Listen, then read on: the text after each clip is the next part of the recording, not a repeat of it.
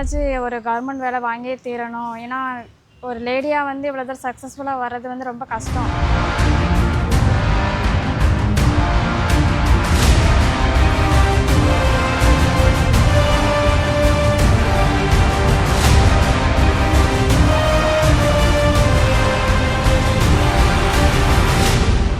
வணக்கம். துளி டிவி வழங்கும் உங்கள் லொல்லு ஈஸ்டரின் உள்ளே வெளியே.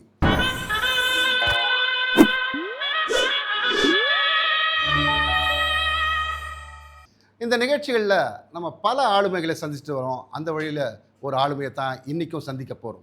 எத்தனையோ ஏழை குழந்தைகள் படிக்க முடியாமல் கஷ்டப்பட்டுட்டு இருந்தவங்களை அழைச்சிட்டு வந்து தங்க இடம் கொடுத்து, உண்ண உணவு கொடுத்து, கல்விக்கும் டியூஷன் எல்லாம் வச்சு அவர்களை அரசாங்க தேர்வுகள் எழுத வச்சு அரசாங்க அதிகாரிகளே உயர்த்தின ஒரு மனிதர் இன்னைக்கு நாம் சந்திக்க போகிற பிரபலம். அப்படிப்பட்ட ஆளுமை யாருன்னா, நம்ம தூத்துக்குடியில் இருக்க கிங்ஸ் அகாடமி இன்ஸ்டிடியூஷனை நடத்திட்டு வர நம்ம பேச்சுமுத்து ஐயா தான்.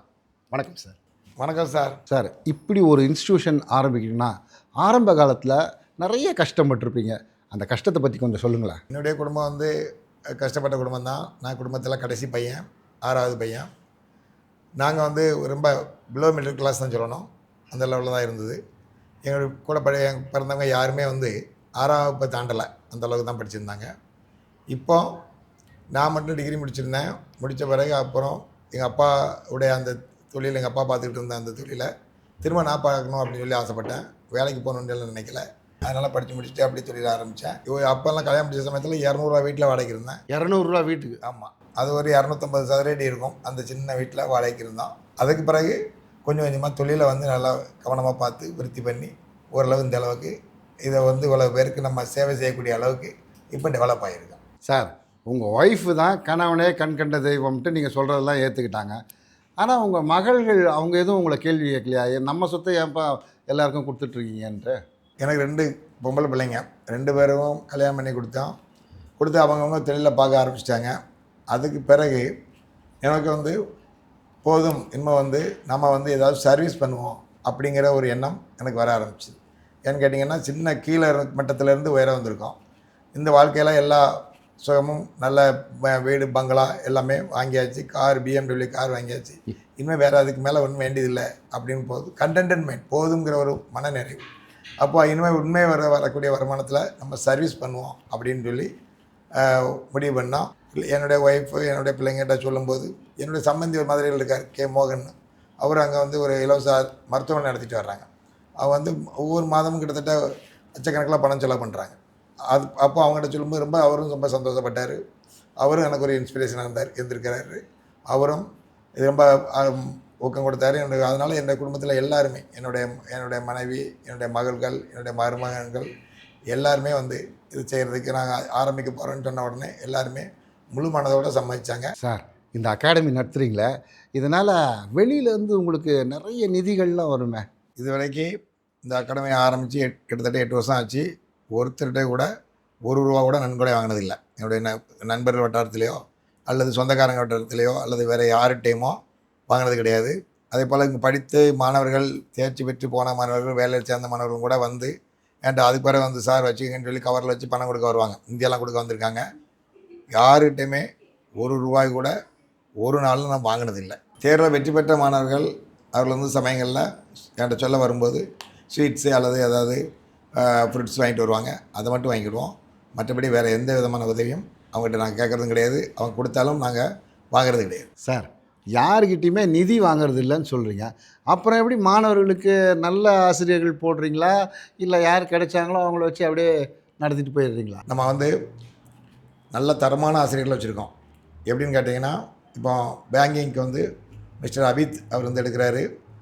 அவர் பாடத்தை வந்து அட்டன் பண்ணுறதுக்காக வேண்டி தமிழ்நாடு ஃபுல்லாக இருந்து சென்னை வரைக்கும் உள்ள ஸ்டூடெண்ட்ஸுங்க வந்து படிக்கிறாங்க.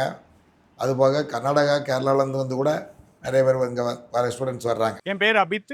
தூத்துக்குடி கிங்ஸ் அகாடமியில் இங்கிலீஷ் டீச் பண்ணிகிட்ருக்கேன். கிங்ஸ் அகாடமியில் பேச்சுமுத்து சார் நாங்கள் எல்லோரும் ஒன்றா சேர்ந்து இங்கே ஏழை மாணவர்களுக்கு ஃபீஸ் கட்ட முடியாத மாணவர்களுக்கு ஃப்ரீயாக கிளாஸ் எடுக்கிறோம். மெயினாக காம்படிட்டிவ் எக்ஸாம்ஸு, பேங்கிங்காக இருக்கட்டும், டிஎன்பிஎஸ்சி, எஸ்எஸ்சி எது வேணாலும் இருக்கட்டும், எல்லாத்துக்குமே இங்கே கிளாஸஸ் உண்டு. இதை வந்து முதல்ல ஆரம்பிக்கும்போது ஃபேக்கல்ட்டிஸ் தான் ரொம்ப கஷ்டமாக இருந்தது.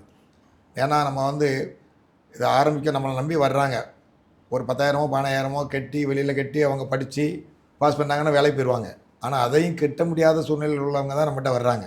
அப்போ வர்றவங்களுக்கு வந்து நம்ம நல்ல குவாலிட்டியான ஒரு எஜுகேஷன் கொடுக்கணும். இல்லாத பட்சத்துக்கு ஏதோ மேம்போக்க ஏதோ ஒன்று நடத்தணும், பேருக்கு நடத்தணும் அப்படின்னா அதனால் இவங்களுக்கு ஃபெயிலியர் ஆகிட்டுனா அவங்க வாழ்க்கையோடு நம்ம வந்து விளாண்ட மாதிரி ஆகிப்போம். அதனால் வந்து ரொம்ப பயந்துக்கிட்டு இருந்தேன். எல்லா பேப்பர்லேயும் ஆட் கொடுத்து நல்லா இன்டர்வியூ பண்ணி நல்ல பாடம் எடுக்கிறவங்கள தான் செலக்ட் பண்ணி நம்ம வந்து நடத்தினோம். ஃபஸ்ட்டு முதல் டிஎன்யூஎஸ்ஆர்பி நடத்தினோம். 2017 பிப்ரவரியில் ஆரம்பித்தோம். டிஎன்யூஎஸ்ஆர்பி நடத்தும்போது அதில் கிட்டத்தட்ட ஒரு 60 பேர் வரைக்கும் ஸ்டூடெண்ட்ஸ் படித்தாங்க. அதில் ஒரு 20 பேராவது பாஸ் பண்ணால் தான் ரெண்டாவது நம்ம இதை கன்டினியூ பண்ணணும்னு நான் நினச்சிக்கிட்டு இருந்தேன். எனக்குள்ளே நான் நினச்சிக்கிட்டு இருந்தேன். முதல்ல 38 பேர் பாஸ் பண்ணாங்க. நல்ல ரிசல்ட் கிடச்சிது. அதில் இருந்து சரி அப்போ நல்ல பாடம் சொல்லிக் கொடுக்குறவங்களும் எல்லாருமே சொன்னாங்க நல்லா சொல்லிக் கொடுக்காங்க, நல்ல குவாலிட்டியாக இருக்குது, நல்லா தரமாக இருக்குது அப்படின்னு சொல்லி சொன்னாங்க. அதே போல் பேங்கிங் அவேர்னஸ் கிளாஸ் வந்து செந்தில் வேலையன் சார் அவர் எடுக்கிறாரு. அவர் வந்து இப்போ தான் ரிட்டையர்ட் ஆகிருக்காரு. டிஎம்பியிலேருந்து ரீஜனல் மேனேஜர் இருந்தவர். அவர் எடுக்கிறாரு. மார்க் இன்டர்வியூ நிறையா நடத்துகிறாங்க. இப்போ இவங்கெல்லாம் ஃப்ரீயாக எடுக்காங்க அப்படின்னா அதுக்கு காரணம் நம்ம அகாடமியில் யார்ட்டுமே ஸ்டூடெண்ட்ஸ்கிட்ட பணம் வாங்காமல் வெளியே டொனேஷன் பிரிக்காமல் நம்ம பண்ணுறதுனால இவங்களும் அவங்கள்ட்ட நம்ம சர்வீஸ் பண்ணணும் அப்படிங்கிற எண்ணத்தில் ஒரு ரூபா கூட வாங்காமல் அவங்க வந்து பாடம் எடுக்கிறாங்க. இப்போ இவங்களுக்கெல்லாம் பாடம் கொடுத்தோன்னா 50,000 கொடுக்கறதுக்கு மற்ற அகாடமியில் ரெடியாக இருக்காங்க. ஆனால் அவங்க போகலை. சர்வீஸ் பண்ணணும், நம்மளும் இந்த குழந்தைகளுக்கு சர்வீஸ் பண்ணணும் அப்படிங்கிற ஒரு மைண்ட் செட்டில் அந்த மாதிரி செய்கிறாங்க. வணக்கம், என் பேர் லோகேஷ். நான் இங்கே கிங்ஸ் அகாடமியில் படிக்கிறேன்.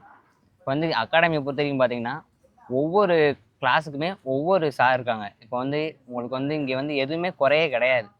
அதாவது எல்லா கிளாஸ் டிஎன்பிசி இருக்குது, பேங்கிங் இருக்குது, எஸ்எஸ்சி இருக்குது, எல்லா கிளாஸுக்குமே இங்கே கோச்சிங் நடக்குது. உங்களுக்கு வந்து முழுக்க இங்கே வந்து ஃப்ரீ தான். சார், நம்ம இன்ஸ்டியூஷனில் இப்போது உள்ளூர் பிள்ளைகள் மட்டும்தான் படிக்கிறாங்களா, இல்லை வெளியூர்லேருந்துலாம் வந்து படிக்கிறாங்களா? முதல்ல தமிழ்நாடு முழுக்க இருந்து மாணவியர் படிக்காங்க. இங்கே வந்து மாணவர்கள் வந்து 24 ஹவர்ஸ் இங்கே அலவுடு. பகல் ஃபுல்லாக வந்து கிளாஸ் நடக்கும். மற்ற இடங்களில் உட்காந்து ஸ்டடி ஹால் வந்து படிக்கலாம். அதுபோக நைட்டில் 8:30 மணி வரைக்கும் நைட்டில் கேர்ள்ஸ் இங்கே இருப்பாங்க. 8:30 மணிக்கு அப்புறம் அவங்கவுங்க வீட்டுக்கோ அல்லது ஹாஸ்டலுக்கோ போயிடுவாங்க. அது ஆனால் பாய்ஸ் வந்து 24 ஹவர்ஸ் அலவுடு. நைட்டு ஃபுல்லாக இங்கே தங்கியிருந்து படிப்பாங்க. இது போக நம்ம அவங்களுக்கு வந்து மத்தியானம் லஞ்சு கொடுக்குறோம்.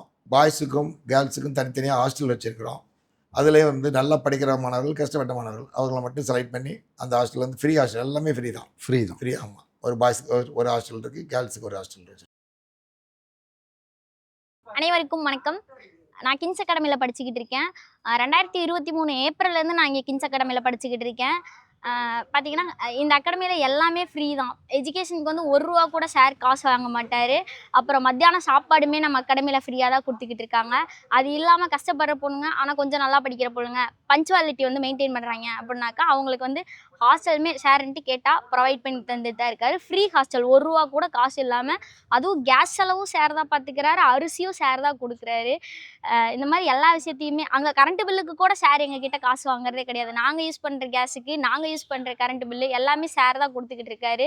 சார், இந்த கல்வி நிறுவனம் நடத்துறதுல உங்களுக்கு கஷ்டங்கள் என்ன, நஷ்டங்கள் என்ன? ஆக்சுவலாக நான் வந்து இந்த அகாடமி ஆரம்பிக்க முன்னாடி என்னுடைய தனிப்பட்ட செலவு வந்து ரொம்ப ஜாஸ்தியாக இருந்தது. அதாவது டொமஸ்டிக் டூர், இன்டர்நேஷ்னல் டூர்னு சொல்லி நிறைய போயிட்டு இருந்தேன்.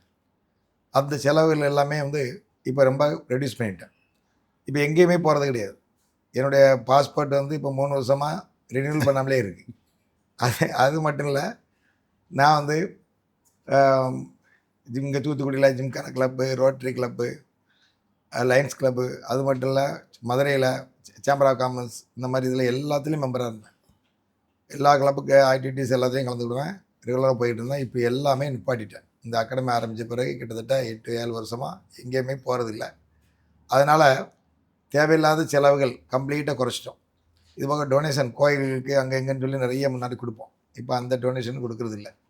எல்லாமே நிப்பாட்டினதுனால கிட்டத்தட்ட மாதம் 1 to 1.5 லட்ச ரூபா செலவு வருது. அந்த செலவை வந்து நான் வந்து இதை ஆரம்பிக்காமல் இருந்தாலுமே என்னுடைய தனிப்பட்ட செலவு, இந்த செலவு கண்டிப்பாக வந்து நடந்துக்கிட்டே தான் இருந்திருக்கும்.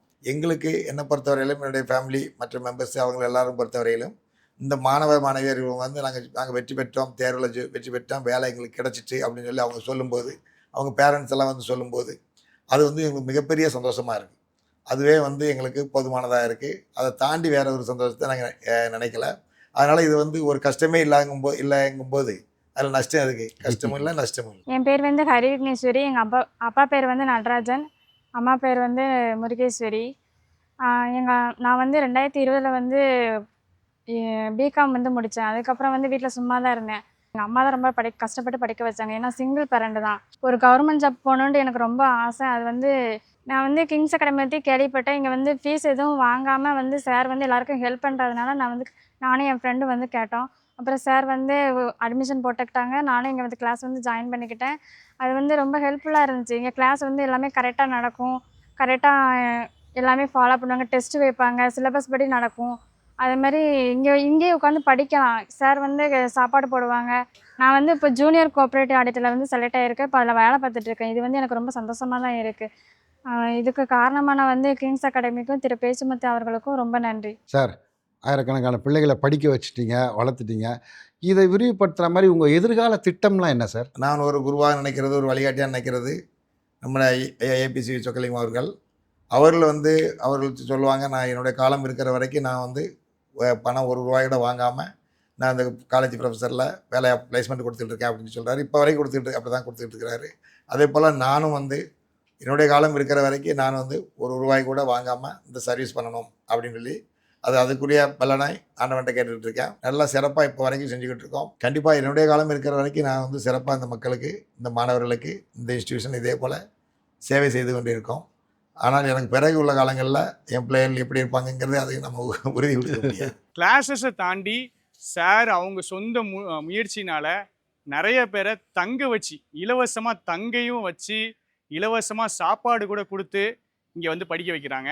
இதையும் தாண்டி எக்ஸாம் ஃபீஸு பேங்க் ஸ்டூடெண்ட்ஸுக்கு 850, 800 வரும். ஸோ அந்த ஃபீஸு கூட நாங்கள் ஒரு 20 ஸ்டூடெண்ட்ஸுக்கு ஒரு 15,000லேருந்து 16,000 வரைக்கும் எல்லா எக்ஸாமுக்குமே நாங்கள் வந்து பே பண்ணுறோம். ஸோ இது எல்லாத்தையுமே சேர்த்து நான் சார் கூட சேர்ந்து ஒரு 5 to 6 மெம்பர்ஸு டீச்சர்ஸாக இங்கே சர்வீஸ் மைண்டடாக நாங்கள் வந்துட்டு நிறைய ஸ்டூடெண்ட்ஸுக்கு பண்ணிகிட்ருக்கோம். சார், ஆயிரக்கணக்கான பிள்ளைகளை வந்து படிக்க வச்சு வேலை வாங்கி கொடுத்துருக்கீங்க. இந்த மிகப்பெரிய ட்ராவலில் உங்கள் மனதை பாதித்த சம்பவம் எது? ஒரு 2 வருஷத்துக்கு முன்னாடி ஒரு மாணவி அவங்க பேரண்ட்ஸ் வந்து கூப்பிட்டு வந்தாங்க. அந்த பொண்ணை கூப்பிட்டு வந்து படிக்கிறதுக்கு வந்து காலேஜ் படிக்கிறதுக்கு அவங்களுக்கு ரொம்ப வறுமை. அதனால் வந்து படிக்க முடியாத சூழ்நிலை. அப்போ இங்கே வரும்போது அவங்க என்கிட்ட என்ன எதிர்பார்த்து வந்தாங்கன்னா, கல்லூரியில் சேர்க்குறதுக்கு ஏதாவது ஃபீஸ் இவரை சொல்லி ஏதாவது குறைச்சி கொடுப்பாங்களா அப்படிங்கிற மாதிரி வந்தாங்க. நான் அவங்ககிட்ட என்ன ஒரு அசூரன்ஸ் கொடுத்தேன்னா, அந்த பொண்ணு இங்கே படிக்கட்டும், கண்டிப்பாக வந்து 3 வருஷத்துக்குள்ளே அவங்க வந்து அரசு வேலைக்கு போயிடுவாங்க, நான் வந்து அவங்களுக்கு கண்டிப்பாக வந்து பண்ணுறேன் அப்படின்னு சொல்லியிருந்தேன். அதே போல் வந்து அந்த பொண்ணு வந்து இங்கே படித்தாங்க. ஹைகோர்ட் எக்ஸாம் எழுதி பாஸ் பண்ணிட்டாங்க. அப்புறம் அந்த அவங்க ஸ்டேஜில் பேசும்போது சொன்னாங்க, நான் 1 வருஷம் தான் படித்தேன், 1 வருஷத்தில் நான் பாஸ் ஆகிட்டேன் அப்படின்னு.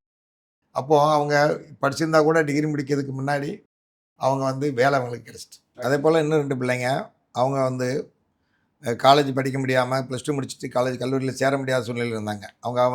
அவங்க அப்பா வந்து கூலி தொழிலாளி தான். அப்போ அவங்கள கூப்பிட்டு நான் நம்ம அகாடமியில் சேர்த்து அவங்களுக்கு கோச்சிங் கொடுத்துருக்கோம். அவங்ககிட்ட நான் அஷூரன்ஸ் கொடுத்தேன், 3 வருஷத்தில் அவங்களுக்கு கட்டாயமாக அரசு வேலைக்கு போயிடுவாங்க, அது நானாச்சுன்னு சொல்லி கூப்பிட்டு வந்திருக்கேன். இப்போ படிச்சுக்கிட்டு இருக்காங்க, 2 வருஷம் ஆச்சு. அநேகமாக இன்னும் 1 வருஷத்தில் கட்டாயமாக அவங்க அடுத்து வரக்கூடிய எந்த எக்ஸாமும் கிளியர் பண்ணி போயிடுவாங்க. எங்களுடைய லட்சியமும் சாருடைய லட்சியமும் வந்துட்டு எப்படியாவது இந்த மாதிரி பிள்ளைங்களை அரசாங்க வேலையில் உட்கார வைக்கணும் அப்படிங்கிறதான் ஒரு லட்சியமாக பண்ணிகிட்ருக்கோம். ஒவ்வொரு வருஷமும் நம்மள்ட்ட இருந்து பாஸ் ஆகி போகிற ஸ்டூடெண்ட்ஸ் கண்டிப்பாக இருக்காங்க. நம்ம ஃப்ரீ அகாடமி அப்படிங்கிறதுனால குவாலிட்டி ஒரு தரம் கம்மியாக கொடுக்காம சிறந்த தரத்தில் பெஸ்ட்டு குவாலிட்டியில் எங்களால் முடிஞ்ச அளவுக்கு நல்லா திறமையாக பண்ணிகிட்ருக்கோம். சார், உங்களது ஒரு அழகான ஒரு நீண்டதொரு பயணம். இந்த பயணத்தில் கிடைச்ச சந்தோஷங்களை பற்றி சொல்லுங்களேன். 2017 இந்த அகாடமி நடத்தி வர்றோம். இது வரைக்கும் டெய்லி 2 கிளாஸ் 3 கிளாஸ் 4 கிளாஸ் நடக்கும். ஒரு கிளாஸ் கூட ஒரு நாள் கூட ஒரு நிமிஷம் கூட லேட்டாக துவங்கினது கிடையாது. பெர்ஃபெக்டாக அந்த டைமுக்கு துவைக்கிறோம். இதை வந்து ஒரு சந்தோஷமான விஷயமா நினைக்கிறேன். அதே சமயத்தில் ஸ்டூடெண்ட்ஸ் வந்து கிளாஸ் ஆரம்பிக்கிறதுக்கு 10 நிமிஷத்துக்கு முன்னாடி இங்கே வந்துடணும். ஸ்டாஃப்ஸு ஃபேக்கல்ட்டிஸ் எல்லாம் கரெக்டாக வந்துடுவாங்க. ஸ்டூடெண்ட்ஸு சமயங்களில் 1-2 பேர் லேட்டாக வருவாங்க. வந்தாங்கன்னா அவங்கள வந்து கொஞ்சம் கூட ஈவிரக்கம் இல்லாமல் திருப்பி அனுப்பிடுவோம். அது ஒரு வருத்தமான நிகழ்வாக. ஆனால் இருந்தாலும் என்னால் அதை கண்ட்ரோல் பண்ண முடியல. அதில் இப்போ வரைக்கும் அது நடந்துக்கிட்டு இருக்குது. அதனாலே வந்து கிளாஸ் அட்டன் பண்ணணுங்கிறவங்க சீக்கிரமாக ஓடி வந்துடுவாங்க. அது மட்டும் இல்லை, லீவு போட்டாங்க வர வேண்டாம் அன்றைக்கி அப்படின்னு லீவு போட்டால் அப்புறம் மறுநாள் வரும்போது பேரண்ட்ஸை கூட்டுவாங்கன்னு சொல்லிடுவோம். இந்த மாதிரி பேரண்ட்ஸ்கிட்ட டைரக்ட் கான்டாக்ட் வச்சுக்கிடும். உண்மையிலே வந்து படிக்கணும், கட்டாயம் பாஸ் பண்ணணும் அப்படின்னு நினைக்கிறவங்க மட்டும்தான் இங்கே வர்றாங்க. வர்றவங்க கிட்டத்தட்ட எனக்கு முன்னாடி சொல்லுவாங்க இது எஸ்எஸ்எல்சியில் 100% பாஸ் அப்படிம்பாங்க. அந்த மாதிரி 100% பாஸ் பண்ண வர்றவங்க ஃபுல்லாக பாஸ் பண்ண வைக்கணும் அப்படிங்கிற எய்ம்லாம் நாங்கள் நடத்திக்கிட்டு இருக்கோம். நம்ம அகாடமியில் படிப்பையும் தாண்டி படிப்புக்கும் நம்ம அகாடமியில் பஞ்சம் கிடையாது. ஆனால் டிசிப்ளின் 7 மணி கிளாஸ்னா 6:30க்கே ஒரு பெர்சன்ட்மே இங்கே இருக்கணும் அப்படின்னு தான் சார் சொல்லுவார். ஒரு 6:31க்கு வந்தால் கூட சார் என்ன சொல்லுவார்னா ஏமா லெட்டு அப்படின்னு சொல்லிட்டு பேரண்ட்ஸுக்கு கால் பண்ணிடுவார். அந்த மாதிரி அந்த ஒரு டிசிப்ளின் மெயின்டைன் பண்ணுறதுனால இப்போ எக்ஸாமுக்குலாம் நான் போகிற மாதிரி இருந்தால் 1.5 மணி நேரம் முன்னாடியே எக்ஸாம் ஹாலுக்கு போய் உட்காந்துருவேன். அப்படிலாம் பண்ணிகிட்டு இருக்கேன். டிசிப்ளினும் தாண்டி ஒரு பாசம், ஒரு அட்டாச்மெண்ட், பாண்டிங் எல்லாமே நம்ம அகாடமியில் வந்து கிடைக்கும். சார் எப்போ பாரு மாணவர்கள் படிப்பு, அவங்கள எக்ஸாம் எழுத வைக்கணும், அவங்கள பாஸ் பண்ண வைக்கணும் அப்படின்னு பிஸியாகவே இருக்கீங்களே, உங்கள் வாழ்க்கையில் ஏதாவது பொழுதுபோக்கு இருக்கா? இந்த அகாடமிக்கு ஆரம்பிக்க முன்னாடி எல்லா கிளப்புக்கும் போய்கிட்டு இருந்தேன். அது மாதிரி டூர் போய்கிட்டு இருந்தோம் ஃப்ரெண்ட்ஸோட. இது ஆரம்பித்த பிறகு எல்லாத்தையுமே நிப்பாட்டிட்டேன். இப்போ வந்து காலையில் 6 மணிலேருந்து நைட்டு 10 மணி வரைக்கும் இங்கே தான் இருக்கிறேன். சாப்பிட கூட இங்கே கொடுத்து விட்ருவாங்க, வீட்டுக்கு போகிறதில்ல. அந்த அளவுக்கு எனக்கு வந்து இங்கே பாடம் எடுக்கிறேன், இங்கே இருக்கிறது தான் எனக்கு ரொம்ப சந்தோஷமாக இருக்குது. இதை தாண்டி வேறு பொழுதுபோக்குன்னு சொல்லி எனக்கு விருப்பமும் இல்லை, நான் எங்கேயும் போகிறதும் இல்லை. சார் உங்களது ஒரு நீண்ட பயணம், இந்த பயணத்தில் கிடைச்ச சந்தோஷமான தருணம் எது? இங்கே நம்மளோட படித்த மாணவி அவங்க அப்பா அடிக்கடி இங்கே வருவார், வந்து எப்படி படிக்காதுன்னு சொல்லி கேட்பார். அப்போ ஒரு நாள் அவர் என்கிட்ட பொண்ணுக்கு ஒரு மாப்பிள்ளை வீட்டுக்காரன் வராங்க, அதனால் பொண்ணை கட்டி கொடுத்தலாம் நினைக்கிறேன்னாரு. அப்போ மாப்பிள்ளை என்ன பண்ணுறாருன்னு கேட்டேன். 2 மாடு வச்சுருக்கிறாரு, பாலை கறந்து கிராமத்தில் எல்லாத்துக்கும் கொடுக்குறாரு, நல்ல பையனாக தெரியுதுன்னாரு. அப்போ நான் சொன்னேன் கொஞ்ச நாள் போருங்க, இந்த அடுத்து இந்த குரூப் 4 எக்ஸாம் வரும், முடிந்த பிறகு நீங்கள் உங்களை விருப்பம் போல் செய்யுங்கண்ணே. அப்புறம் குரூப் 4 எக்ஸாம் பாஸ் பண்ணி அந்த பொண்ணு நல்ல வேலைக்கு போயிட்டு அப்புறம் அவரை பார்க்கும்போது ஃபோனில் பேசுவார். அப்போ கேட்டேன்னா எனக்கு ஒரு விவோ மாப்பிள்ளை பார்த்துக்கிட்டு இருக்கேன் அப்படின்னாரு. பொண்ணுக்கு ஒரு சின்ன பால்காரனை பார்க்கணும்னு சொல்லி இருந்தவர் இப்போ விவோ மாப்பிள்ளை பார்க்குறேன் அப்படின்னு சொல்கிறாரு. இது ஒரு மறக்க முடியாத சம்பவம். இன்னொரு மாணவி, அந்த மாணவி ஹாஸ்டல்லேருந்து படிச்சுக்கிட்டு இருந்தாங்க. அந்த பெண்ணை கல்யாணம் பண்ணி கொடுக்கணுன்னு அவங்க வீட்டிலேருந்து வர சொல்லியிருக்காங்க. இந்த பொண்ணு ஒரே அழுக, சார் இப்படி கூப்பிட்றாங்க, என்ன சார் பண்ணது அப்படின்னு சொல்லி கேட்டாங்க. அப்போ நான் சொன்னேன், எம்மா வீட்டுக்கு போய் நீங்கள் வீட்டில் உட்காந்து படிச்சுக்கிட்டே இருங்க, நைட்டு ஃபுல்லாக எழுந்துச்சி படிங்க, விடிய காலமே எழுந்துச்சி படிங்க, கண்டிப்பாக அவங்க மனசு மாறுவாங்க. நீங்கள் அடம் பிடிக்காதீங்க, மாப்பிள்ளை பார்க்குறதா பார்க்க சொல்லி சொல்லுங்கள், உங்களை விருப்பம் போல் செய்யுங்கப்பா, நான் அது வரைக்கும் படிச்சுக்கிட்டே இருக்கேன்னு மட்டும் சொல்லுங்கள் அப்படின்னு. இந்த பொண்ணு படிக்கிறத பார்த்து அவங்க கண்டிப்பாக நல்ல வேலைக்கு போயிடுவா அப்படிங்கிற நம்பிக்கை அவளுக்கு வந்துருக்கு. ஏன்னா நைட்டு ஃபுல்லாக உட்காந்து படிக்காங்க, அதை பார்த்து அந்த பேரண்ட்ஸுக்கு ஒரு நம்பிக்கை மாப்பிள்ளை பார்க்குறத விட்டுட்டாங்க. Super sir.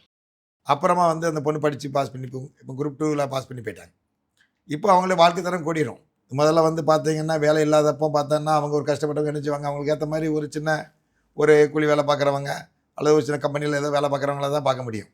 இவங்க ஒரு நல்ல ஒரு நிலைமைக்கு போகும்போது, ஒரு கவர்மெண்ட் வேலைக்கு விஓவோ அல்லது ஒரு ஆஃபீஸர் கிரேடோ ஏதோ போகும்போது கட்டாயமாக அவங்களுடைய ஸ்டேட்டஸுக்கு ஏற்ற மாதிரி ஒரு பெரிய இடத்துல கண்டிப்பாக ஒரு சம்மந்தம் நடக்கும். சார் நிறைய மாணவர்களை பயங்கரமாக முன்னேற்றிருக்கீங்க, ரொம்ப சீரியஸான விஷயங்கள் நிறைய பண்ணியிருக்கீங்க. நான் ஒரு முக்கியமான கேள்வி கேட்குறேன், உங்களுடைய காதல் அனுபவத்தை பற்றி எங்கள் கூட பகிர்ந்துக்க முடியுமா? கண்டிப்பாக சொல்லுங்கள். அதாவது நிறைய காதல் ஜோடிகள் இங்கே ஏன்னா பக்கத்து படிக்காங்க, காதல் வயப்படுறாங்க. அப்படி காதல் பண்ணுற ஜோடிகள் எல்லாத்தையும் இங்கேருந்து அனுப்பியிருக்கேன், கொஞ்சம் கூட இறக்கமே இல்லாமல். அப்படியா?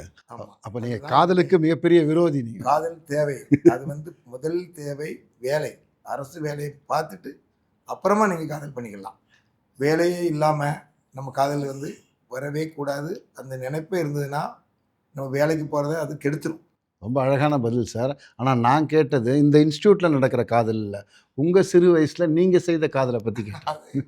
அது சொன்னால் வீட்டில் இப்போ பிரச்சனை ஆகிடும். சார் இப்போ மாணவர்கள்லாம் அரசு வேலைக்கு போகணுன்னு ஆசைப்படுறாங்க, அதுக்கு எப்போ படிக்க ஆரம்பிக்கணும்? சரியான டைம் +2 முடித்த உடனே அவங்க என்ன வேலைக்கு போகணுமோ அந்த பாடங்களை படிக்க ஆரம்பிச்சாங்க. வெறும் கல்லூரி பாடம் மட்டும் காணவே காணாது.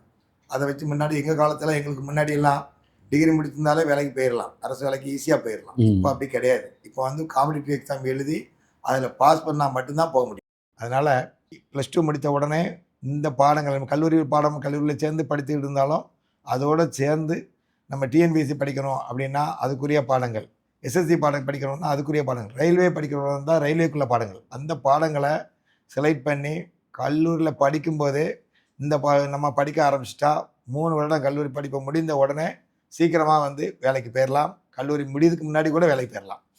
கல்லூரி படிப்பை படித்து முடித்த பிறகு நம்ம வந்து இந்த பாடங்களை படிக்கணும்னு நினச்சா நமக்கு பல பிரச்சனைகள் வரும். சூழ்நிலை, வீட்டில் சூழ்நிலை மாறும், படிக்க முடியாத சூழ்நிலை மாறும். அப்படி தான் நிறைய மாணவர்கள் வர்றாங்க.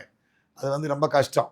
அதனால் மாணவர்கள் சொல்லிக்கொள்கிற அட்வைஸ் என்னென்னா, அவங்க பள்ளிக்கூடத்தில் காலேஜில் சேர்ந்த உடனே, பள்ளி படிப்பை முடிச்சுட்டு கல்லூரியில் சேர்ந்த உடனே நீங்கள் இந்த மாதிரி ஒரு அகாடமியில் சேருங்க.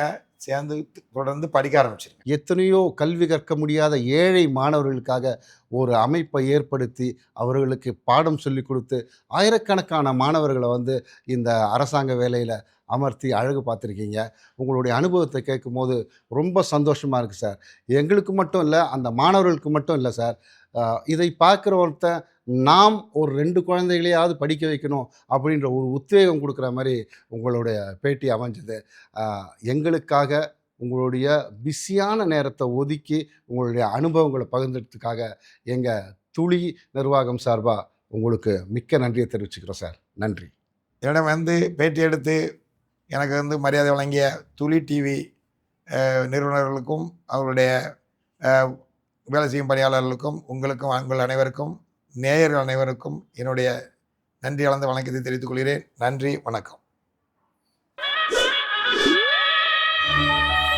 வணக்கம். துளி டிவி நேயர்களே, நீங்கள் தொடர்ந்து துளி டிவியை பார்த்து கொண்டிருக்கிறீர்கள். அதற்காக நன்றி. உங்கள் ஊரில் உங்களுக்கு தெரிந்த மிகச்சிறந்த ஆளுமைகள் அவர்கள் ஆளுமையை வெளிக்கொணர வேண்டும் என்று நீங்கள் விரும்பினால் நீங்கள் இதோ திரையில் தெரியும் தொலைபேசி எண்ணை தொடர்பு கொள்ளலாம். நாங்கள் அவரை இந்த உலகத்திற்கு அறிமுகப்படுத்துகிறோம். நன்றி.